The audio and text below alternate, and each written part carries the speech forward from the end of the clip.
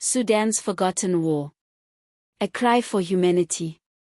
A nation of 45 million people, rich with history and culture, is being torn apart by a war that has raged for over 2 years. This is Sudan's story, and it demands our attention. It demands our action. Let's start at the beginning. In April 2023, Sudan descended into chaos when two powerful military factions, the Sudanese Armed Forces, led by General Abdel Fattah al-Burhan, and the Rapid Support Forces, led by Mohammed Hamdan Dagalo, known as Hemeti, turned on each other. These former allies, who once shared power after ousting dictator Omar al-Bashir in 2019, clashed over control of Sudan's future. Their rivalry ignited a war that has spread from Khartoum to Darfur, Kordofan, and beyond, fueled by competition over resources like gold and oil, and backed by foreign powers supplying weapons despite a UN arms embargo. The numbers are staggering. Since April 2023, 842 days and counting, over 60,000 to 150,000 people have been killed, though the true toll may be higher. More than 12 million have been displaced, with 8.5 million fleeing within Sudan and nearly 4 million seeking refuge in neighboring countries like Chad and South Sudan. Half the population, 25 million people, face acute food insecurity, with famine confirmed in 5 regions, including North Darfur's Zamzam camp, where 1,500 civilians were massacred by the RSF in April 2025. Let me tell you about El Soyed, a 70-year-old man from Ajay Jazeera state. In October 2024, he was carried on his children's shoulders for 40 days in a wheelchair, fleeing violence. He saw people die of thirst and exhaustion on the road. Some walked for 3 days, others for a week, some for 10, he said.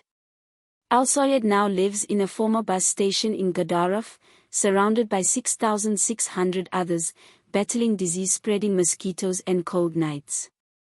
Or consider Amal, a mother who shared a photo of her daughter's 16-year-old friend, forced to marry a soldier to protect her family.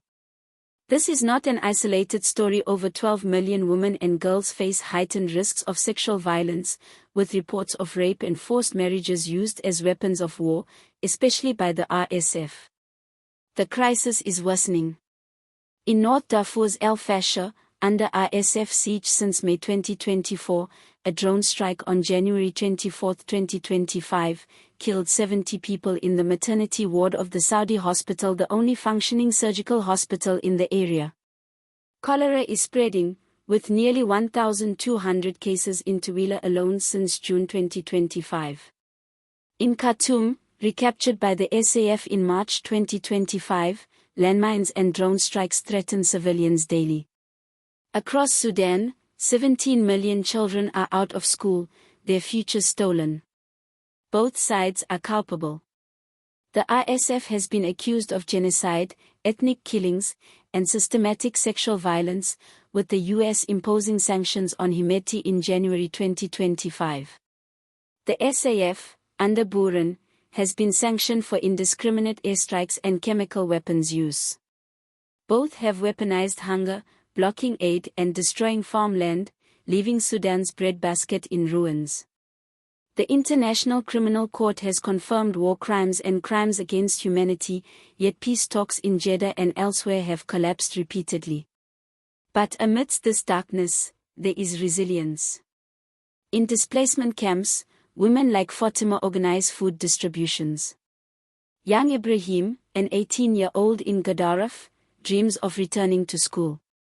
Grassroots movements are rising, demanding peace and civilian rule. Sudanese journalists, despite 90% of media outlets being destroyed, continue to report, risking their lives to tell the world. So, why should this matter to us? Because humanity is interconnected. Because Sudan's pain is our pain. Because we cannot stand by while millions suffer in silence. The UN has launched a $6 billion appeal, the largest ever for Sudan, to aid 21 million people inside the country and 5 million refugees. But funding is critically low, and aid convoys are blocked by fighting. Here's what we can do. First, learn.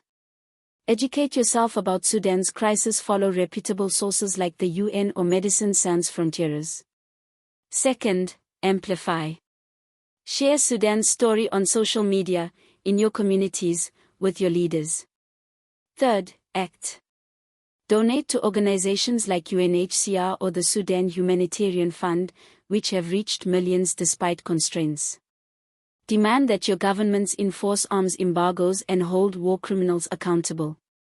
Every dollar, every voice, every moment of attention can save lives.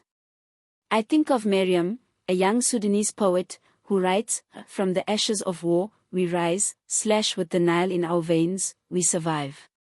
Sudan's people are not giving up. They are teaching children under tarps, harvesting crops amid ruins, and dreaming of peace. If they can hold on to hope, we can hold on to our responsibility to stand with them. Sudan is calling. It's calling for justice. It's calling for compassion. It's calling for us to act. Let's answer that call together.